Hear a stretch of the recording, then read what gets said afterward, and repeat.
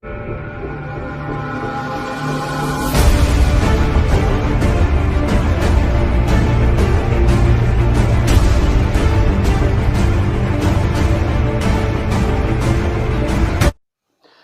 sommes ici au quartier que l'on appelle affectueusement Port-en-Haut, c'est dans la commune d'Ovendo. Un quartier situé à la zone portuaire habité par une forte population. Une population qui fait face à plusieurs manquements qu'ils n'ont pas oublié d'évoquer devant notre caméra. Dans notre quartier, il y a tellement de manquements. Surtout qu'au moment où nous parlons, nous n'avions pas d'eau. Ça fait plus d'une semaine là, il n'y a pas d'eau. Vous constaterez quand vous arrivez, vous voyez l'état de la route. C'est comme les gens n'y habitaient pas. Et là aussi, l'électricité, c'est pas ça. Voilà à peu près le manquement. Il n'y a pas d'école pour les petits enfants. Il n'y a pas d'école. Pas de dispensaire ici. Nous vivons un certain calvaire. Et le chef du quartier est allé même jusqu'à discuter ça avec les notables, mais il n'y a pas de suite.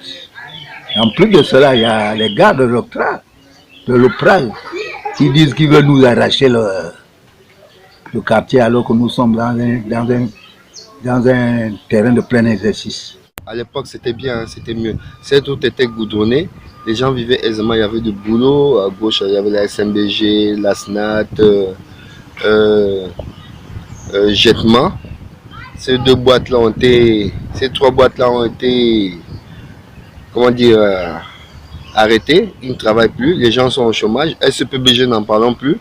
Donc, ce qui fait que la plupart des Gabonais qui y sont ici passent leur temps à boire. Donc, ils se retrouvent à ne rien faire. Nous vivons une situation ici où la route elle est dégradée, il y a problème d'eau pour avoir de l'eau. En ce moment, je vous dis que si on monte un peu plus haut là où se trouvent les antennes là, chez ma mère, la grande soeur de ma mère, depuis 4 jours à 5 jours, il n'y a pas d'eau. Ce qui fait que les enfants sont obligés d'aller prendre de l'eau à la source là en bas, au dépôt de ciment là, l'eau qui sort de la roche. C'est vrai que l'État n'a pas de responsabilité. Mais le terrain d'abord, tout ça appartient à l'OPRAL. Et la mairie d'Ovendo, ce sont eux qui gèrent la commune d'Ovendo. Tout ça fait partie de la commune d'Ovendo. Madame Bagou, si la route est raclée, à l'époque, il y avait du goudron. Il y a eu des fissures, des nids de poules, le goudron est parti. La route est mauvaise en un mot.